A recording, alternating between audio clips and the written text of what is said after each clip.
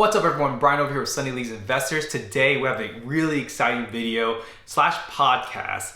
Me, Bob, and Luigi, we actually got to sit down with Anthony over at SACC Cards and pretty much kind of talk shop a little bit because it's very interesting. We wanted to have somebody on the podcast slash video to kind of talk about how basically, you can use this as a vehicle to achieve your dreams. I think a lot of times we talk about, being a card collector, card investors to love the cards, but you could also use this business, this card hobby to fuel his dreams, right? Because he actually has a big business of coaching, of foundations that he's using to pursue, and he's using cards to be the vehicle to get to his dreams. And he also touches up on a lot of like women's soccer and what type of market there is, and it's very intriguing. It actually got us really interested in getting into the soccer market for women's. And but yeah, I hope you guys enjoy it. But before we get into that, don't forget we actually also have a free modern card guide that we are giving out. Just click the link in our description if it's on YouTube. If it's on Instagram, check our link tree. Our link tree basically gives you the whole entire guide. It basically just walks you through. If you're new to the soccer industry, soccer card hobby, it's a great beginner's guide on basically which companies own richest rights and which cards are the most hottest ones to buy. So I hope you guys enjoy it. We love you guys. And also last thing is don't forget to subscribe and give us a review. We love that. Talk to you guys soon. Hope you guys enjoy the podcast. So Anthony, why don't you introduce yourself? Because I know a lot of people know you as Saks Wolves, Saks Cards. I think I'm saying it right. But yeah, why don't you introduce yourself to the viewers out there? Because I'm sure they've gotten your business card. Hey, I'm one of them. Look. Hey, all right. Nice. Yeah, so, regardless of how many times people have bought from us, we just go on and put it in there. To get business cards, the rate at which you can get business cards, we don't see it as a big deal, just popping it in a mailer. Yeah. It's funny, like that whole thing is bizarre to me. It's helped us to have a business card in our mailer. It's like free public snail mail in a way. Yeah. That's how we connected, actually, right? Like, I think the first time we spoke to each other, I called you. Yeah, no, absolutely. I think we were looking at the prisms, the Ronaldo and Zlatans, and those prisms there. We were on a little kick. We listened to Austin's podcast with the one group, and I was like, with Austin, sometimes I don't even research it. I'm just like, all right, Austin said this or Cyrus said this. So, all right, we're going to do this. I don't even look. I should look more, but. No, I got you. Yeah. But yeah, it was just funny that you sent that's exactly how we met. It was basically you sent I guess it's a tip for people. If you have a business card, go send that out. You never know who you'll connect with. Right. Exactly. So, or if they and then that's a reference. They could be like, oh, check out this guy for soccer cards, or you get a tip from somebody. Right. But no, I don't. Before we get into the cards things, I guess it's really interesting about your background, though, Anthony. Did you want to talk to people, kind of rundown of like your business? What is your main business objective and everything like that? Yeah, no, sure. So my name's Anthony DiNicola, founder and director of Student Athlete Coaching and Consulting, aka SACC Wolves. SACC stands for Student Athlete Coaching and Consulting. So we started that company in July of 2012, and it actually was inspired from some of my players from 2009 and 2000. Well, I don't know. I guess I should go back a little bit further. Played soccer my whole life. Okay. I was a soccer and a baseball player. I played both collegiately at the Division I level. I was on full scholarship when I was a sophomore year. New Year's, I made a resolution to get a full scholarship. My parents were very supportive. They didn't give me everything, but they fought to give me kind of what I needed to do what I needed to do with sports. I was a jock. I love sports. I played everything. I played basketball. I skateboarded. I raced BMX. Nice. Every day in the summer with older kids in our neighborhood was like tackle football, water polo, manhunt, like anything you could possibly imagine. I played it, and it was compete, right? Like we were competing against older kids, me and my brother. So, that, and my goal is to get a full scholarship. So when it came time and I was a senior, there's a few colleges that I was weighing out. And then, I was fortunate enough to get like a combined scholarship from St. Francis College in Brooklyn. They offered a little bit of baseball money, a little bit of soccer money, and a little bit of academic money. And if that didn't happen, there was a good chance I was going to go to the Army. Like I had the Army representatives in my house, and, I was strongly considering going to the military. I had a couple other offers, but it wasn't full, and money was a big concern of mine because I didn't want to go through college and then have student loans at the end of it, nor would I want to put that on my parents. Whether it was correct or not, that was just the path that I wanted to take, and it worked out well because I was fortunate enough to earn a full scholarship and play 2 sports in college.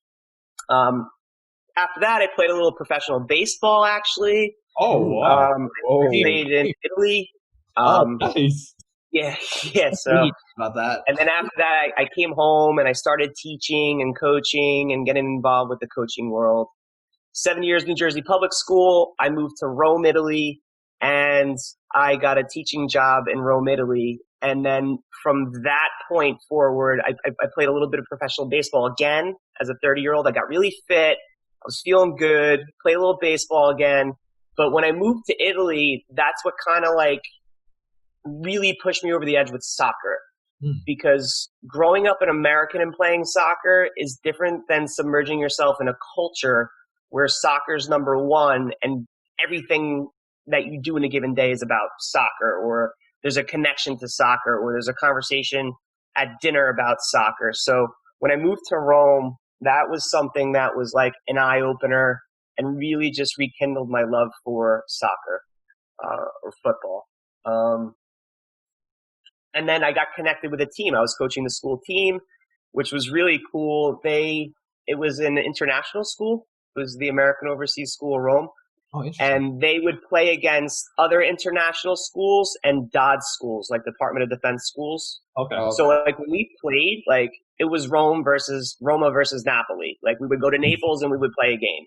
Or we would go to like Florence and then, and play against Florence. We went to Sicily. So it's like, one week we were home, the next week we were away. And like, so I got to travel to Italy and play against all these different cities. And then they had Europeans, which, you got to play against teams from other countries. So you're playing against like, Ramstein Department of Defense kids who were badasses, by the way.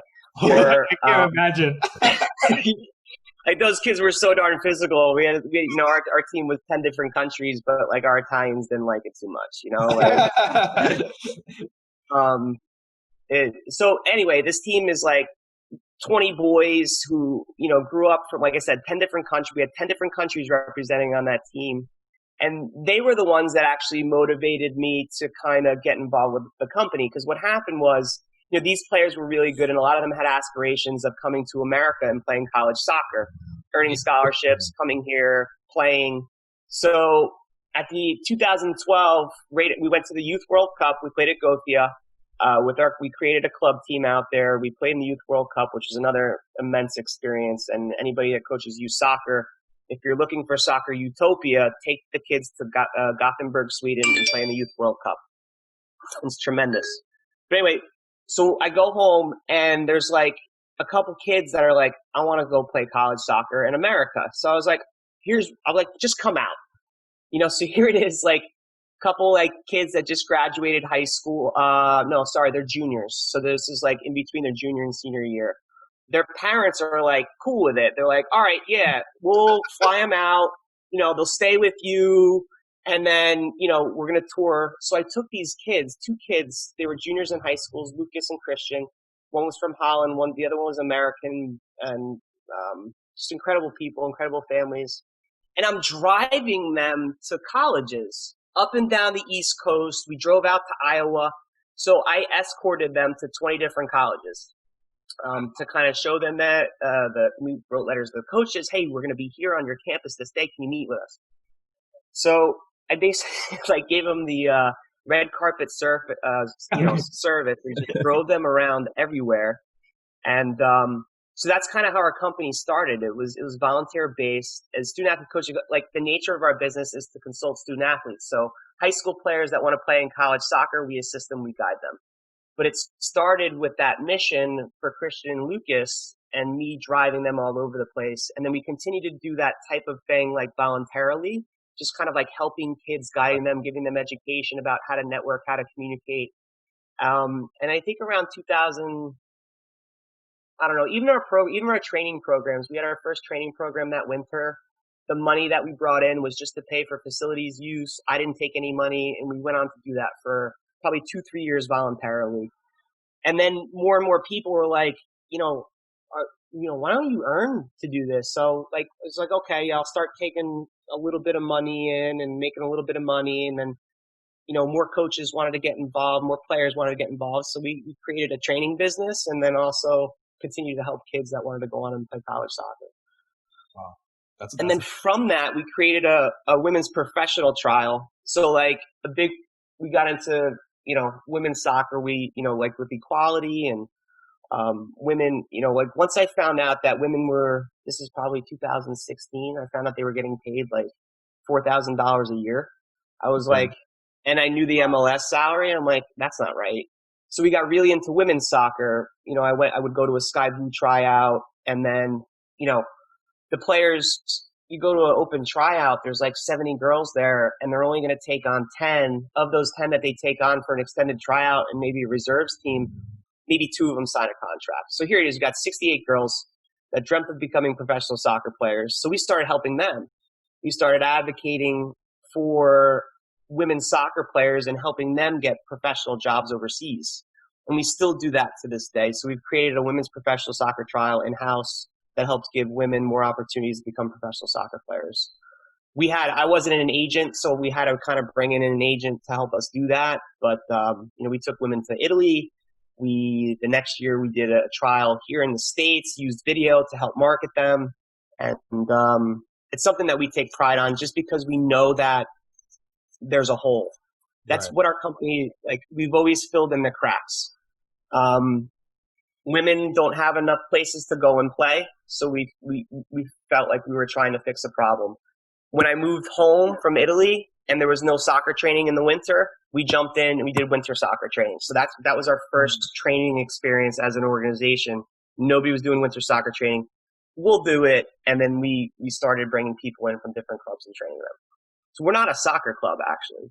We wanted to kind of facilitate and help soccer clubs. Right. I don't know if that makes sense. And it's long-winded, but that's my background with soccer. That's amazing. That's coaching crazy. licenses. That's pretty awesome, man. Yeah. Just the fact that you actually. So how long were you up in Italy for? For 3 years. 3 years. South Center Rome. It was awesome. Like, I miss it every day. I talked to a couple of my friends the other day. They're like, when are you coming back? I'm like, I don't know if I'm allowed in your country right now. Like, You still keep in touch with those guys? Oh yeah, they're like best friends. Lorenzo Valerio. Yep. Mm-hmm. They were just and a couple of those guys, I helped them come here. Like, they were baseball players, a lot of them. So one of them ended up coming here and playing college baseball. We helped them with that. Like, 2 of them. And just I don't know if you've ever been to Italy or just like when you go into their home, it's like you're part of their family. So it's just it's a very warm feeling, and it's like I have a mom in Italy too. Like it's, yeah. Well, we did. And to learn, like, I learned so much as a coach, as a professional. From like I would study. They would put like Italian men's national team practices on TV at like 4 a.m. And I was out there for Euros and stuff like that. So when Italy played Spain in the 2012 final, like, I went to Circus Maximus and there's thousands of people there, like, pissed off, but there's thousands of people there. And it was just such a surreal experience to kind of just get into the culture there and understand a little bit more about what football is about to them, and then bring that home and say, okay, this is how we look at it. But I even teach the girls about this stuff. I'm like, it's different in other places, and here's what they do. It's completely different. but we did actually do a quick deep dive though, because you actually it seems like you have a really extensive knowledge of a lot of training around the world basically. We did see that you're in your Red Bull Academy, and that happens to be one of our favorite players, Thierry Henry. Did you ever get to meet him?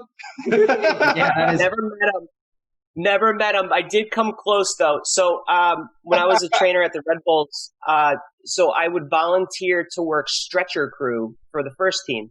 Oh.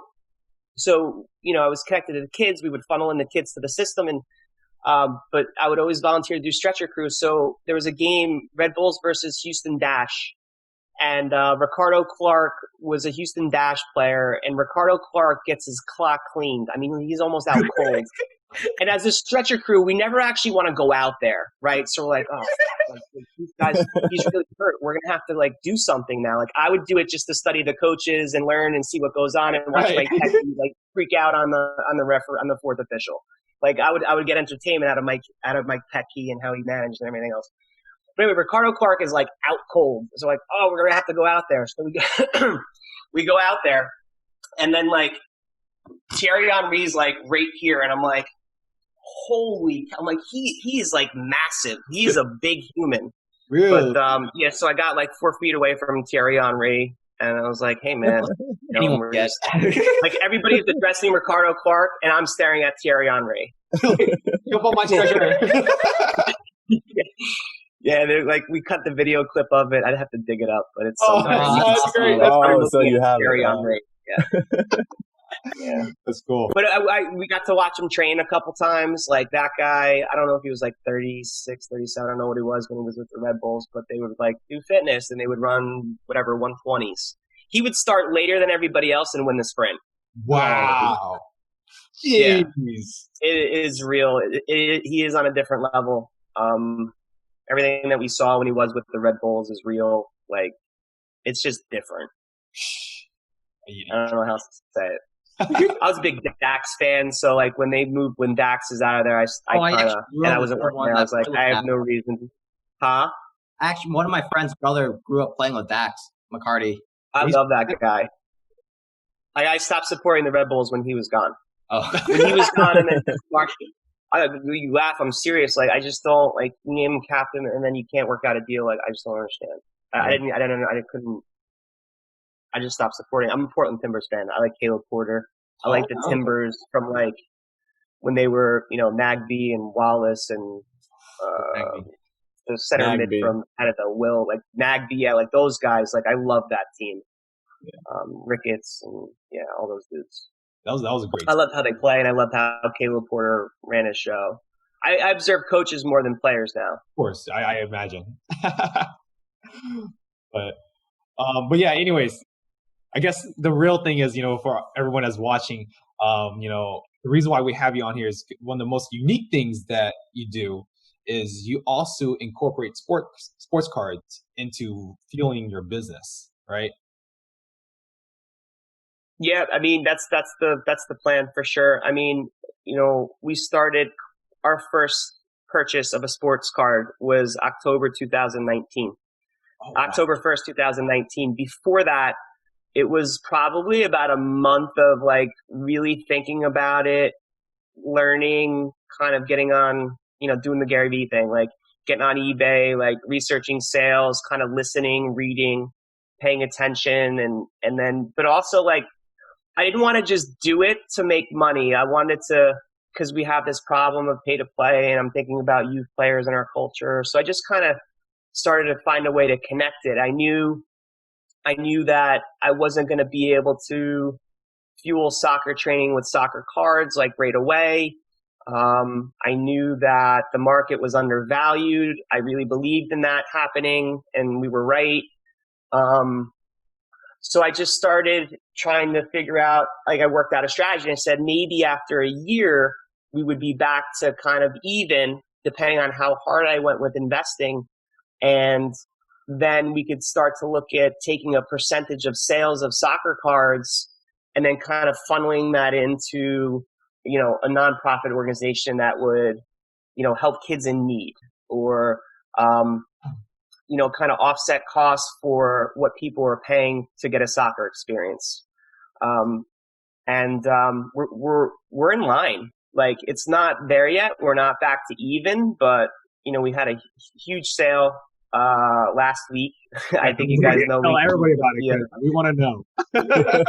Yeah, no, I'm not going to disclose what we sold it for, but it's over a 5-digit sale, and I think that's where it belonged. I think that's where it should be.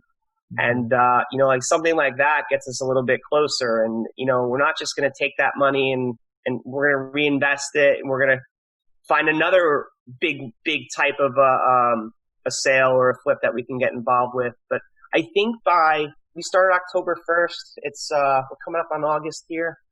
I think I estimated mid-October, early November, like we're going to be back to even. The amount that we've invested, we've been able to return, and then from there we can kind of, really get into, I would say, adjusting our strategy and our numbers, and then putting in a formula that's going to allow us to be successful, not only as a soccer card business, but also to help fuel soccer training. And I've got a link in the club, and we've created a foundation as well, that standalone, not connected to the company, that will support student athletes in need. So it might go a little bit to the foundation and a little bit to our local soccer club, but a definite percentage of sales, whether it be monthly or, quarterly, is going to get kicked in. And I don't think it has to be a lot, right? Because there was none of this. It wasn't happening before. Right. So even if it's just whatever, 5% here, 5% there, it's something. And then we can always go up and readjust that percentage based on how the business is doing. Like soccer cards is becoming more difficult it wasn't like 2019. And I don't know when you guys started, but the whole Messi silver thing, I purchased 2 2014 World Cup Prism boxes. And in one of those boxes was a Messi silver. And I don't know exactly what the rate was. It was probably like a $5 card, right? So it was nothing. I pulled out the numbered cards. I think there was a Drogba autograph card in there. Oh, and I put those in top loaders. But the Messi silver was amongst the base cards. Oh, in a box. Everybody is trying right now. Yeah, no, it's real though. It is so real, and it was in there. And then I don't know when people started talking about Messi silvers. It was maybe February, it started becoming more of a thing. So I'm like, all right, let me go look. And I just started going through all the boxes, and I'm like, Messi silver. And then I made a TikTok about it, and I'm like, oh, it's really clean. I think I'm going to get it graded. And like I said, it was just living in a box. It's just bizarre. Yeah. I didn't know. I was naive. And people reach out to us all the time about advice. In the back of my head, I'm going who am I to tell? I had a Messi silver in a box. And that's all of us, right? We had no idea, we all don't know. But to give people context of what Anthony is talking about is basically you ended up getting your Messi Silver 2004 Prism graded, and you got a PSA 10, correct? Correct. Yeah. It was PSA 10. At the time it was Pop 3. I think it's gone up to Pop 5 cents. But oh man. And there's going to be more and more of these. It's going to be a bigger population eventually. But it's still going to be up there, don't worry. Yeah, but yeah, and you made a great sale, but congratulations, man. We're super happy. Thank you so much. Thank you. Believe me, I fully understand. I think that's going to be, I know I'm being recorded right now, but I see it definitely as a $25,000, maybe a $50,000 card. It could even be potentially more. I fully get that. A couple of my close friends were put that in a safe and leave it alone. And I'm like, I know what you're saying right now, but we can take this and then move it here, and maybe a little bit in here, and then, do that again. Yeah, and that's a great point that you're bringing up, right? Sometimes I feel like people hold on to things too long, where they're you want to get a percentage, you want to get a certain amount, But at the same time, it's kind of like value proposition, right? Like kind of like, okay, well, yes, you could get 25,000 at this like years on end, or you take that 5,000 and make it now with something else, right? So that's kind of like the logic. So Correct. that's awesome. And I know this is probably one of the things that we'll talk about later. I have zero sentimental connection to any cards. That's perfect. That's awesome. That's the way to go. This solely as a business. You know, like I made a goal for the card. I was pretty close to that goal. I felt like it was a good time. Respected buyer. Let's go. Let's do it. That's the way you're supposed to do it, though. And the reason why I'm saying that is because we get sentimental sometimes. So we definitely do. Guys, I love your box open. Like when you guys open mail day, it's a warm moment. Those are raw moments. Yep. It's really cool. Yeah. So. And the reason why I'm able to distance, I think, is mostly because I always think about our community and I think about our kids. That to me is more important than, any of these cards that I'm looking at right now. Like, that's why we do this. Exactly. Yeah. And that's the point of we really, really interested in talking to you, because a lot of people, when they come into the card hobby, sometimes they get too wrapped into very heady things. Like you have to be into collecting, you have to love the card.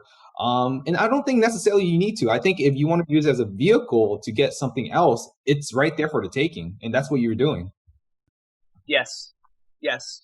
So. And it's fun. Like people are like, "Oh, how are you? You're not having fun." Shit. Yes, I am. Okay. It's very fun. Like soccer cards, I love them. It is. I enjoy the process. I enjoy every aspect. Shipping is a little bit of a pain in the butt sometimes, but at the end of the day, you bite the bullet and you do it, and it's good because it's helping. So, I enjoy it very much. Like I love coming home exhausted and then having to process 10 orders. Like I don't mind it. I'll do it and then go to bed. Bob, do you have any questions or? So like we noticed you collect a lot of women's soccer cards or open a lot of boxes with women's soccer cards. Like, so is there a big market for them or? Yeah, that's interesting. Yeah. I would say that there's like pockets of it, right? So there's a lot of the people in the women's soccer card world are collectors. There aren't too many people like me that are investing in it, which I think kind of gives us a little bit of a leg up. I think there's gonna be times for women's soccer cards. I think one of those times we might have just gone through in the past half year. We had the build up to the Olympics that didn't happen, but women's soccer cards were a pretty big thing. I would say, definitely in our group, but even beyond that, there was a little bit of a wave of strong sales, February, March, and then going into April, like people didn't really know what was going to happen with coronavirus just yet. So I think there's going to be moments when people are really looking at women's soccer cards as like, this is a good time to flip it. But then there's also going to be people like me that see it longer term. Like, let's just talk about Carly Lloyd, for example. I'm looking at Carly Lloyd's Carly Lloyd card right here. So Carly Lloyd first. Yeah. Huh? This is a good one. Let me just show you. So it's a gold standard 101. 101. 101. Yeah. 101. So Carly's my girl. She's a Jersey girl. We have a partnership with Sky Blue FC. She's a Sky Blue FC player. Like we film all their preseason games, give them the footage. We're there on match day, like recording content, posting it, blah, blah, blah. I love Carly Lloyd. I think she's incredible. I would even go on to say that she might be the best player to ever play the game. Oh. But I think a big thing with me on top of like equality is people be like, oh, she's a woman, right? So our motivation with women's soccer cards is, the market, but it's more to like advocate for them and to fight for their equality and to like put in people's faces. Like I was talking to somebody on Instagram the other day. We were going through the whole thing, talking about players, talking about value of cards and all this stuff. And they're like, women's football is just not the same. And I'm like, okay. Like for me, it kind of strikes a chord. I'm like, yeah, it's like, I'm like, it's different. There's different with tactics. But they're players. They're people. And if you want to get into it, they actually run harder than men. Like a woman, her heart rate beats 20 beats per minute faster than a man's at the elite level. Like they're working harder than men. Period. Like you can't tell me that it's not important to them or more important to them than it is for men. Right. Like so. And if we want to get into the whole U.S. soccer thing, we could go ahead and do that. But right now, the women are performing a little bit better. And I like your approach to the game much better than the men compared to like, sorry, I'm just going to drop it in there, like a very egotistical approach to the 2016 World Cup stemming down from Bruce Arena, the manager, who's a pompous, like, that was such a wrong choice. Why This did we is get rid of another podcast. I could talk about this all day.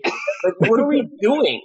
Like, you hire somebody who's excited about winning 3 and 4 championships with the LA Galaxy, and he's your fix. Like, stop. And you're going to get rid of Klinsmann?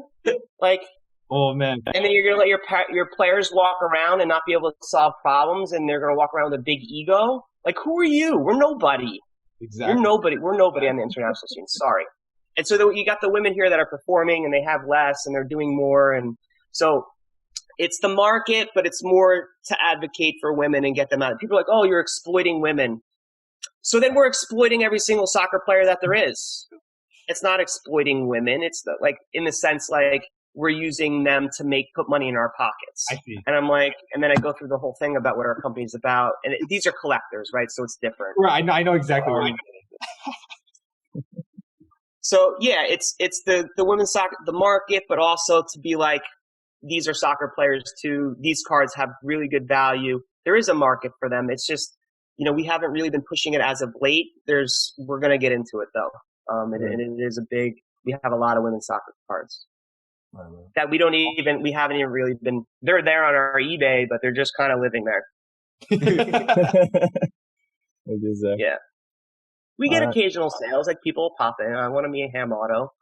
I think Mia Hamm is a valuable card. Like she doesn't have as many, autograph cards or cards in general. Like people really didn't start producing women's soccer cards. There's a lot less women's soccer cards than there are men's soccer cards. Right. So if we're talking about a market and demand, we live in a country where the U.S. women's soccer team is loved. Yeah. And there's a lot of dads out there that collected baseball cards as kids who have daughters who are soccer players. Soccer is the number one youth sport in America. And girls soccer and women's soccer in this country is huge. And there's not a lot of women's soccer cards. Like you had Gold Standard, you had Obsidian this winter, right? They put women in there. But like a lot of these newer things that are coming out, there's no women's soccer cards. And Mia Hamm in particular, she doesn't have like a lot of stuff. And she's an iconic player. Like she's Yep. Everybody knows Mia. Messi or like I don't know who you compare it to on the men's side, but I think her card, and I've argued with people like, oh, Alex Morgan's card sells for so much more. I'm like, yeah, you're right, and she does incredible things, but like I'm big into Mia because there's not so much of it. She kind of paved the road for our country she was the face of it, right? It's all those women that kind of paved the road. But she was kind of the face of it and the iconic figure in that time. So, yeah, it's more to just help them earn the respect that they deserve than anything else, to be fair. If we end up making money on the cards, then great. But I appreciate very much holding that Carly Lloyd because I think she's the best player to ever play. Right. And they're like, people will say, oh, she's the best women's player to ever play. No, I think she's the best player to ever play, period. And, I think that type of a message is going to help people understand that they're, equals and that's it. And they don't have to like it. You don't have to buy from us. Go somewhere else.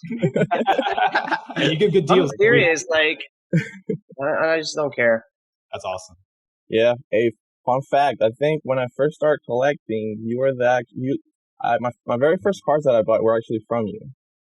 This was really? Yeah, this was back. I don't know, guys. When did I start collecting? Like February, I think. February, March. Before the spike, everything. I remember. Was everything right with the order? Oh yeah, it was perfect.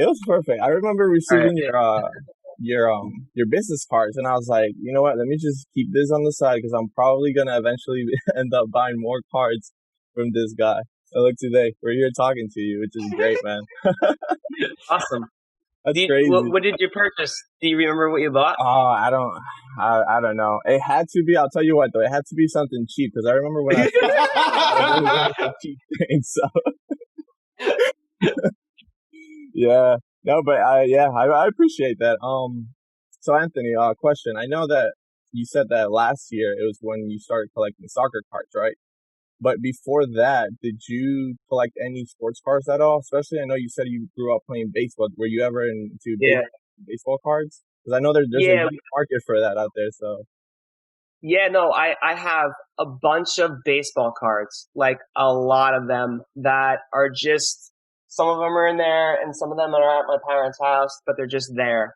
And, you know, I was born in '80. So at the time when I was collecting, you know, I kind of got stuck in the late '80s, early '90s of baseball with the overprinting and stuff like that. So a lot of those cards are in that category, but there are some others that aren't quite in that category. But, you know, there's going to come a time when I just kind of dive in there and see what kind of goal I can come up with. You know, like I know there's a lot of Frank Thomas rookies in there, and, you know, there's a couple Griffeys and like some of these other guys. So yes, that's a good question. There is a bunch of baseball cards in the back. There like some sets as well, and you know, McGuire, and like I don't know. I don't even know what sells. Like soccer cards are so hard to keep up with. I've held off on the baseball cards for now just to kind of stabilize this and continue to develop our procedures and systems and everything else. Yeah. It's just and I see all these people collecting like football, basketball, soccer. You know, I'm like, how do you do that? Like, isn't soccer just? I feel like it's enough. I'm like overwhelmed. Trust us, it's super overwhelming. You guys are doing a good job pushing out content. I love your stuff. Oh, thanks. Thank you. Yeah, appreciate it. It's a lot of fun. It's a lot of fun, you know. But well, I was gonna ask you, what's your grail though? What's your if you? I guess Carli Lloyd was one of your grails. But if you had to pick another grail? What would be your grail for sports cards, for soccer cards? Yeah, you just sold it. No, I don't know. Like, as much as expensive as they are, like I think it's important to probably like get our hands on. Like I feel like I don't know if I have a grail right now. I mean, like, so these are the women's. So these are a couple of like grails. You have the Carli Lloyd, and then there's a Julie Ertz 1-of-1 from Donruss as well. Ooh, I think Julie Ertz is, for women's soccer players, is probably eventually going to be the most expensive soccer card. Really? I want to hear this. Yeah, I do.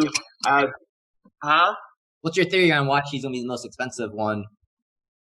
I think there's a huge fan base for it. There's, you know, the player that she is, like, and a lot of, like, people will argue this, but I think if you take Julie Ertz out of the women's starting 11, I think the women's team has problems. I don't think that they're going to be able to play as effectively as they currently do without her. So there's that. You know, I think if an Alex Morgan isn't there, I think you plug a Kristen Press in, and I think that problem is solved. You know, if Carli Lloyd is on the back end of her career, you know, that might be able to be replaced by some of these younger players in Amal Pugh, Roosevelt, and, you know, some of the players that we haven't even seen yet on the U.S. women's national team side. And, you know, there's just so, it's like just an incredible system. But Julie Ertz, and, you know, who she is as a player, and then I think also, like, it's going to help, like, connection with Zach Ertz and football cards and everything else. I just think that there's she's a very popular player with a huge fan base, and again, there's still like not a lot of cards for women. So I just think that as people pile into the industry, there's going to be a big demand for rookie cards and her cards and the timing of the whole thing. I just think that Julie Ertz is going to eventually be, you know, maybe the most expensive. Like that Donruss card might be the most expensive. That's my goal for it, is to make it the biggest U.S. women's national card sale. There we go. You're hearing people, make it happen. Yeah, no, it's ridiculous. We have it posted right now on eBay for like 10 grand, I think, and there's this wow. ridiculous discourse in there. But I know it's not going to go for that, but it'll just Never live know. there you forever. never know. You never know. We've seen some crazy things in this. But it'll be really cool. It'll be really cool to have like a Zach Ertz and Julie Ertz duel. Oh, yeah, dual Yes. That's a how cool really would good that idea. Panini, Or like please. when Carly Lloyd was kicking field goals this past, I think it was over the winter or something like that. Like have a Carly Lloyd kicking a field goal or something. Did you guys remember that when she was on the Eagles training ground kicking field Yeah, goals? she kicked like a 40-yarder or something like that. She actually like linked up with one of those pro teams, and then she had a football card. I would be all over that. Dude, that'd be iconic. That would be iconic. The first women's American football card. Oh my God. I can't imagine what that would do to the market. Dudes like us to geek out on a card like that. That's fun. Yeah, I know. We're on a Saturday morning. We're talking about this. Sunday morning. Yeah, Sunday. I was like, whoa. Yeah, but that's awesome. Rail though, I guess it would be them. I guess it would be the women. Yeah. And it's just I have the utmost respect for what they stand for and and what they're about. So I think that's what it is. Well, side note, I actually do know Netflix is doing a huge documentary about the women's soccer team. So very soon. I forgot who's the two top women's soccer podcasters. They talked about that. Who the top podcasters are? For the there's two women's soccer players that do podcasting about women's soccer and everything. And they played for the was it 99ers? 99, yeah, 99. And I forgot what their names, but they were saying that Julie Foudy, like she's involved. Like, yes. Is it Foudy? Yeah. So she's big into like commentating and announcing, and that's that's the angle that she's taking with the advocacy for the women and helping to put them more on the map. And so Foudy's Yeah, she announced there's a documentary coming soon, so I was like, oh, that's very interesting, very interesting. So, but Bob, you have any?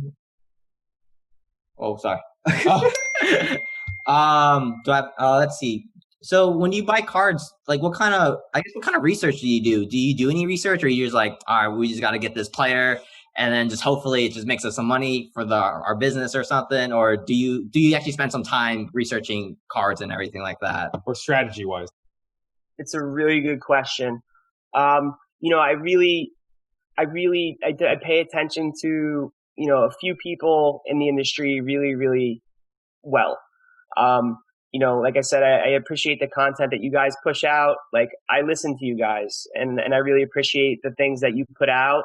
And it's just information, and it's really, really helpful, and it's grown a relationship with us, and I really trust you guys. So I believe in what you're doing. Like so I think that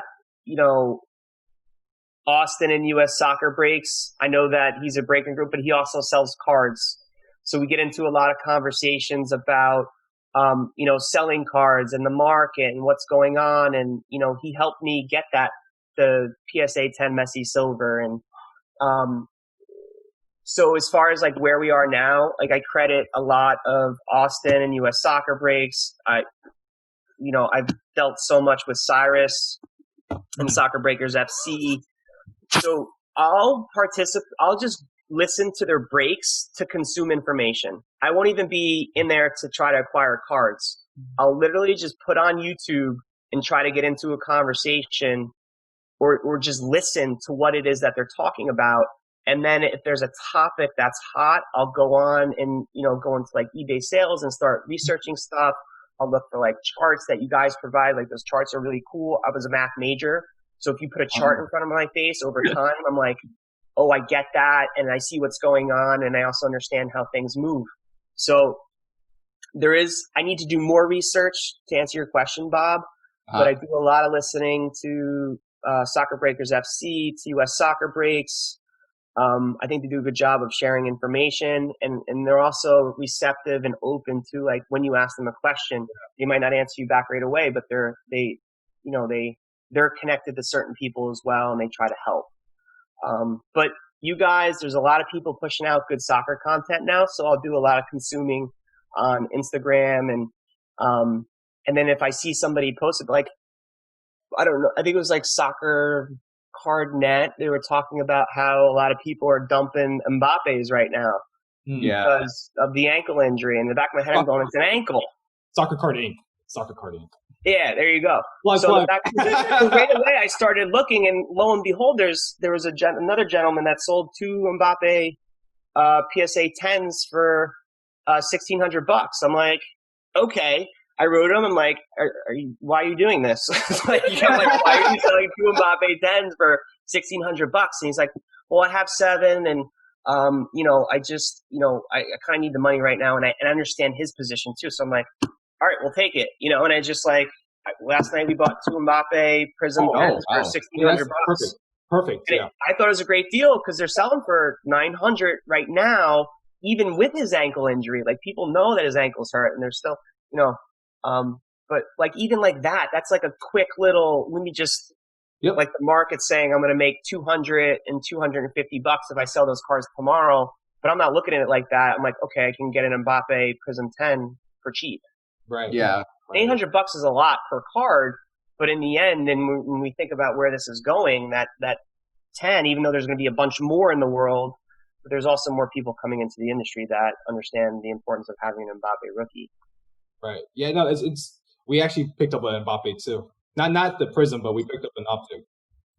Right. You know what I mean, though, right? Like, it is like, people are just, I don't know why they're hitting the panic switch, or we just had this big surge with an Mbappe, and he rolls his ankle, and now you're going to dump it. Like, I don't understand. Yeah, I mean, we kind of saw it from a mile away. When we were watching that game, we're like, "Oh, here we go." Fire sale Mbappe. Fire sale Mbappe's, but it's an ankle. It's not an ACL. It's that's the thing. It was just an ankle. It's a very soccer injury that you could bounce back by. It just, as long as I don't push him to come back quicker, he'll be fine. Yeah, he's gonna miss the French final, and then he'll be there for, I'm pretty sure, in some capacity when they play their Champions League games against Atalanta. I think he'll at least come off the bench. Yeah, let's hope, because he's definitely gonna be needed. So yeah, yeah, seriously. Yeah, I don't know if you're following Atalanta, because I guess you're. No, they're playing really well. Yeah, it's crazy, but Luigi, you have anything? So yeah, as far I know, it's a cool thing that you mentioned that you actually bought the Mbappe's from social media, right? A guy on Instagram and whatnot. So as far as like you're buying cards, selling cards, do you mainly use eBay, or do you actually use a lot of social media? If it's the Facebook Marketplace, if it's Discord, if it's Instagram, for your buying and selling of these sports cards, soccer cards. Yeah. So we have a lot of cards listed on eBay. I think it's just under 1,000 listings we have on eBay right now, but I think it's going to be a lot more coming up in the next few months. But I've appreciated very much, progressively, we've been able to sell more and more from Instagram. Right. And just like making the right connections with the right people, and making sure you do business in a good way through Instagram. I think that's important. Yeah. A little bit of both, to answer your question, Luigi. And the what's nice about eBay is the simplicity of it. I think a lot of people still just revert to eBay as a source. And even if like there's been a lot of like even people like, hey, I like this card, but I don't want to pay what you're asking for it. And then, and then we might end up doing the deal off of eBay, so I think eBay can help you show your cards, and you could sell a fair share on eBay. And I think that's important. But I think it's also like, I know a lot of people from Instagram will go to our eBay, look, and be like, hey, Anthony, what could you do on this card? I'm really interested. And then I'll just pull it down and then do the deal off of eBay. Right. Yeah. So it's a showcase and almost like as a store. And then also we do a fair share of sales through eBay. Facebook Marketplace I haven't really gotten into, and maybe it's just not enough time, but do you guys do that? Is it effective for you, the Facebook Marketplace? We've done it with basketball cards, because we collect basketball as well. With Facebook, if you're trying to get rid of it quick, and yes, that's fine. But other than that, people are very, very funny on Facebook. That's what we've noticed. Yeah, and they have groups where you can like buy, sell, trade, and stuff like that. I've stayed Good. out of that. I felt like a lot of there's a lot of undervaluing of cards in that capacity. I don't really see a lot of I don't post in those groups. I just don't think that that's good for us. Right. Yeah. Those if you're looking for undervalued things, that's probably the place to buy. So, but I don't know about selling though. Yeah, I just kind of stayed clear of it, and we'll post our stuff to eBay. You're happy that if you want to go look, please go look, and you can buy it there. Yeah, I got you. So, do you have any questions for us, though? By the way, I know we're just like firing off questions. I do. So you guys are a tag team here. I love it. It seems like it's a lot of fun. I mean, it's one of the things that we're looking at pretty closely to kind of share this experience. Like, I'm having a blast. And I see you guys having so much fun. I'm like, oh, I want a soccer card, buddy. You know, like exactly, yeah. You know, it's I'm enjoying it, but it's always nice when you can share it with other people and bounce ideas around. And I think with the amount that you guys are like putting out, and I don't know much about like your sales or anything like that. I don't think it's important. I think like you guys are really enjoying the hobby business. And so it's like fun to see your energy, and it's also really like good to see your content. So I guess I would ask, like, how is it working together, and how has it been able to help you guys become more successful as a business, working together collaboratively? And if you would have any suggestions for me in potentially taking on like a partner or a soccer card buddy, what would you suggest for me? Oh wow, that's a loaded question. That's a loaded question, Brian. Put you on the spot. Bob, why don't you take a stab at this? Let's see. We have our ups and downs. Like in the beginning, we had our ups and downs in the beginning, and then we worked things through. Like at first, we were like kind of like, I guess, like beating each other. What's the saying? Like it's basically we were like very clashing. Like that's the word. Like we all had the same goal, but we were very clashing with each other. To say the least. Like I guess when you're building a business, right? Like we it's really tough because we all want the same thing, and when we have all these personalities together, smart guys together, we will clash, and that's I think very important to put out there, right? Yeah, just like you're gonna have your ups and downs, but you need to work it through. Like talk to each other, make sure like everyone like is under like has the same end goal in it, and that's all I got. That's all I can think of. Luigi, you got anything? No, but just like as far as the three of us just working together, personally to me, because you did mention regarding like business of like selling of the soccer cards or sports cards, because I also collect baseball cards, not only soccer cards, because I also grew up playing baseball. So, but our goal here, I have my own eBay store as well, just to, sell my soccer cards and baseball cards. Bob and Brian, they also have their own. But as far as the Sunday League Investor goes, where I guess is not, and Brian and Bob, step in anytime you guys want. I guess our goal here is not to like kind of like just push our cards or selling of cards too much. It's just kind of like help people get into the business of it and be like, hey guys, this is what we think about if you're going to invest. It's a great opportunity to, like, for example, like the way you're doing, Anthony, is you're selling all these cards to be able to pump up your business, to go into your business and do it. And like a lot of people can do that too. And our Sunday League Investors is mostly to just help people out there just get started, be like, hey guys, this is what we think, follow these players, et cetera, et cetera. And, very good. But at the same time, like I said, we also each personally have our own cards and whatnot that we try to just not kind of like stay away from the Sunday League Investors, right? Right, Bob and Brian, like we try not to like complement our selling of cards into the social media kind of thing, just trying to stay away from that.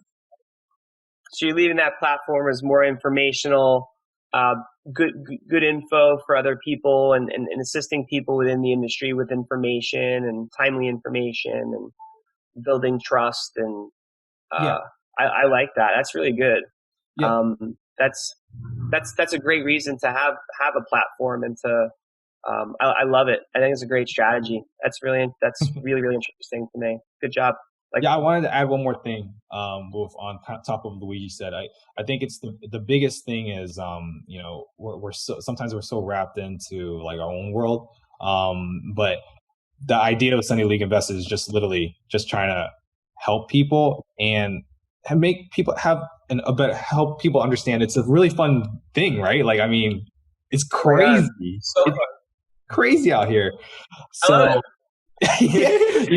and meeting people meeting other people, because we all have our own separate goals as well. And, I think we all come into a hobby to make money, but we stay because we actually really do like the cards, and I think that's really the most beautiful part about it. So. That's really good. That's awesome. I knew I liked you guys before. I like you even more now. After we're sharing the conversation and having the talk that we're having. So it's enjoyable, and I appreciate this conversation very much. Yeah, absolutely. Cool. Well, Anthony, thank you so much. I have more questions for you, but you do?